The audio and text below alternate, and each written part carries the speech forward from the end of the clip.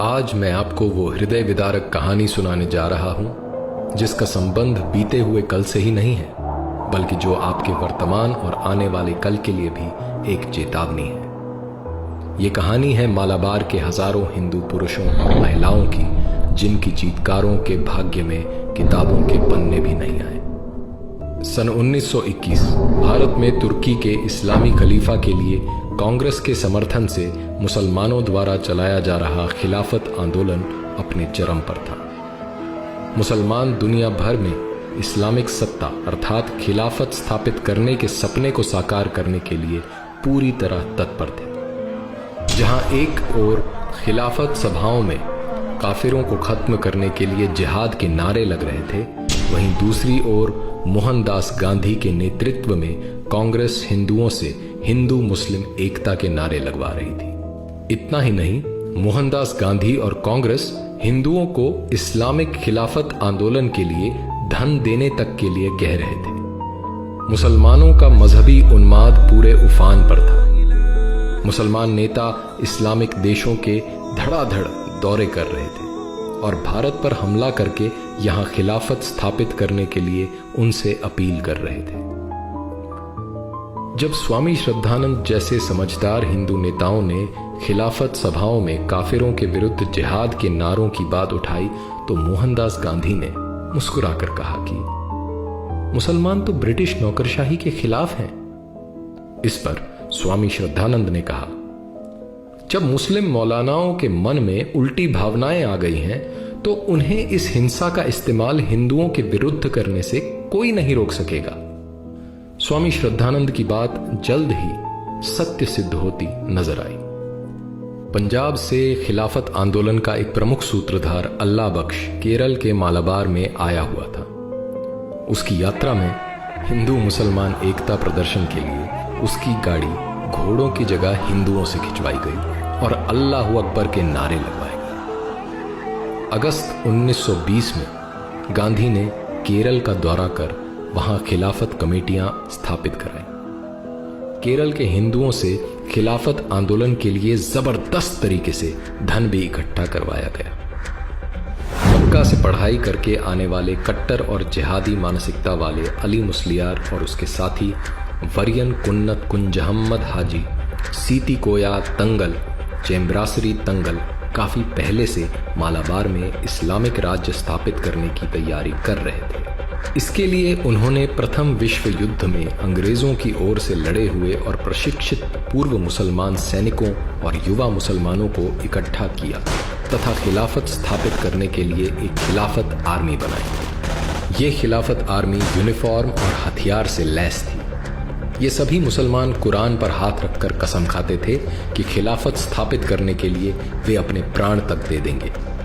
Reports के अनुसार इस इस्लामिक सेना में 60,000 तक सैनिक भर्ती थे। यह इस्लामिक सेना मालाबार के कई क्षेत्रों में सड़कों पर परेड तक करने लगी। 22 अगस्त 1921 को जमात मस्जिद मालाबार को इस्लामिक खिलाफत का क्षेत्र घोषित करके अली मुस्लियार को वहां का इस्लामिक राजा घोषित कर दिया गया।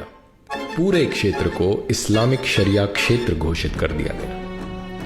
इमारतों पर तुर्की खलीफा के झंडे लगा दिए गए। एक विशेष प्रकार के छुरे, जिन्हें खिलाफत छुरा कहा गया, इनका बड़ी भारी संख्या में निर्माण कर मुसलमानों में बांटा गया। अब इस शरिया क्षेत्र में बारी आई हिंदू काफिरों की। काफिर हिंदुओं को इस्लाम और मृत्यु में से एक विकल्प चुनने को कहा गया। मुसलमानों द्वारा हिंदुओं पर भयानक अत्याचार शुरू हो गए। हजारों की संख्या में हिंदुओं का जबरन धर्म परिवर्तन करवाकर मुसलमान बना दिया गया। जिन हिंदुओं ने मुसलमान बनना स्वीकार नहीं किया, उन्हें मार दिया गया। उनके घरों को लूटा गया और आग लगा दी गई। हिंदुओं के क्षत विक्षत शवों से मालाबार के कुएं और सड़कें भरे पड़े थे। गर्भवती महिलाओं के शरीर के टुकड़े टुकड़े करके सड़कों और जंगलों में फेंक दिए गए।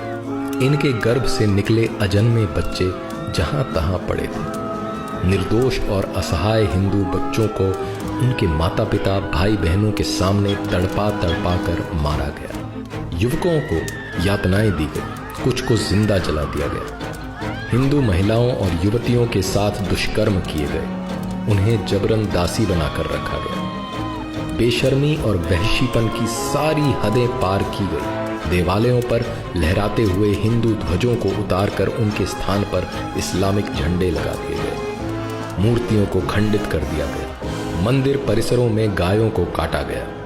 हजारों की संख्या में निर्वस्त्र भूखे प्यासे हिंदुओं को जंगलों में भागकर अपनी जान बचानी पड़ी। एनी बेसेंट और मालाबार की एक हिंदू महिला द्वारा तत्कालीन वायसराय रीडिंग की पत्नी को लिखे पत्र, जिनमें इन सभी अत्याचारों का विवरण है, रोंगटे खड़े कर देते हैं। सर्वेंट्स ऑफ इंडिया सोसाइटी की इंक्वायरी कमेटी की रिपोर्ट के अनुसार इस भयंकर नरसंहार में 1500 हिंदुओं की हत्या, 20,000 का बलात् इस्लामीकरण और लगभग 3 करोड़ की प्रॉपर्टी की लूट हुई। हिंदू महिलाओं के साथ दुष्कर्म की कोई सीमा नहीं थी। आधिकारिक ब्रिटिश रिकॉर्ड्स के अनुसार मुसलमानों ने 10,000 हिंदुओं की हत्या की। शांति और अहिंसा का पाठ पढ़ाने वाले और खिलाफत आंदोलन के अध्यक्ष मोहनदास गांधी का हवाला देकर जब हिंदुओं ने मुसलमानों से हिंसा रोकने की गुहार लगाई तो उन्होंने कहा, गांधी वो तो एक काफिर है, वो हमारा नेता कैसे हो सकता है। जब मालाबार के हिंदुओं के इस भीषण हत्याकांड की खबरें पूरे देश में फैलने लगी तो आरंभ में गांधी और कांग्रेस इससे मुकरते रहे, लेकिन जब छुपाना मुश्किल हो गया तो कांग्रेस सभा में हिंदुओं के इस नरसंहार पर केवल एक निंदा प्रस्ताव रखा गया। निंदा प्रस्ताव मात्र पर तथाकथित राष्ट्रवादी मुसलमान नेता खुलकर और पूरी आक्रामकता के साथ अपने मजहबी रंग में आ गए। मौलाना फकीर, मौलाना हसरत मोहानी और दूसरे मौलानाओं ने निंदा प्रस्ताव का विरोध किया।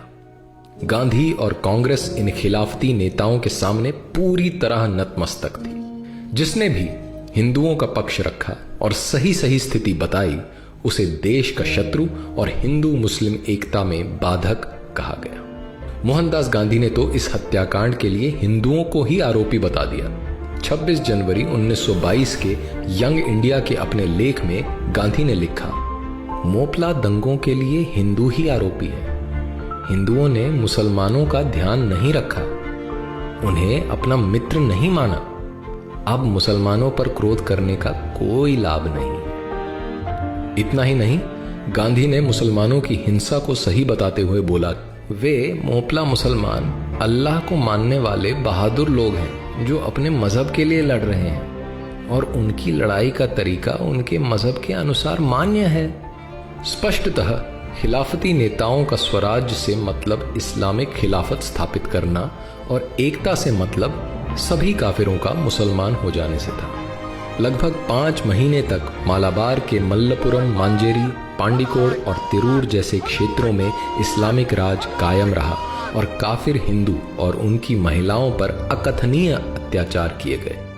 क्योंकि मालाबार के मुसलमानों को मोपला मुसलमान भी कहा जाता है, इसलिए इस नरसंहार को मोपला हत्याकांड, मोपला दंगा इत्यादि नामों से भी जाना जाता है।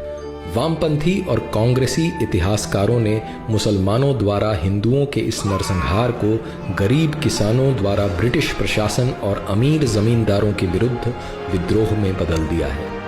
सत्ता द्वारा संरक्षित इन वामपंथी इतिहासकारों ने भारत के एक भाग में इस्लामिक क्षेत्र स्थापित करने और वहां काफिर हिंदुओं के नरसंहार को स्वराज्य स्थापित करने वाला स्वतंत्रता आंदोलन सिद्ध कर दिया है। लेकिन असली इतिहास तो उन हजारों हिंदुओं और महिलाओं के खून और चीत्कारों से लिखा है जो इस्लामिक क्रूरता और नेताओं की तुष्टीकरण की राजनीति की भेंट चढ़ गए।